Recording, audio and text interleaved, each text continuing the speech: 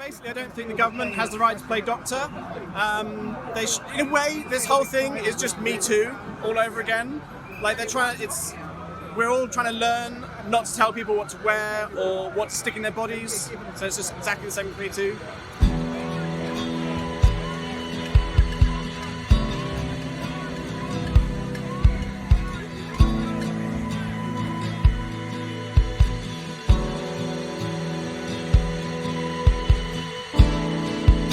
I'm just very concerned that inadvertently we're going to be coerced into having a vaccine that we don't want to have. And that's just an assault on our bodily sovereignty and our rights.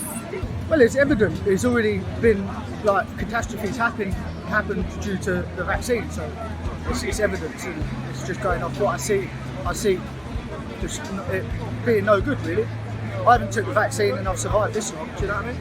I think when people see people not wearing a mask, they make the assumption that they're not doing anything to protect their health, when of course, the people who I know who don't wear masks are taking vitamin D, they're taking zinc, they're taking all sorts of herbs and elderberry in our sort of natural health minded communities. People, we genuinely don't know people who get sick from COVID because everyone we know is looking after their health properly. I think it should be everybody's choice if they want to have it. But I don't think we should have the choice taken away. It's a relatively new experimental vaccine. As far as I know, it's only been tested on people with no underlying health conditions under the age of 50. Yeah, they want to roll it out to the whole world, and I don't trust it. But if people want it, go for it. Well, it's a choice between you and your doctor. And for me, my doctor is me because my doctors let me down. I had measles, mumps and rubella, and about 10 years after that I got mumps, and I was off school for 7 months. About a decade ago, my dentist poisoned me with mercury fillings, but the doctor told me I was depressed. And I went for a private mercury test and it was off the charts. So then I took the test results to the doctor, who told me I had anxiety about mercury. So eventually I went alternative. I went to naturopaths, I went to Chinese doctors, and they fixed me.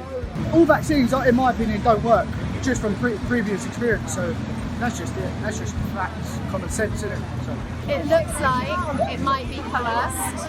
And I think eventually that will make it mandatory, So if they allow airlines and restaurants and bars and shops and theatres to ban you from entry because you haven't had a COVID vaccine, then that's effectively mandating it. This has shown us that we really need to rein government in and say, well, you should deal with a pandemic or a virus outbreak, but not in a way, there's a limit to what you should be able to do to deal with that sort of thing.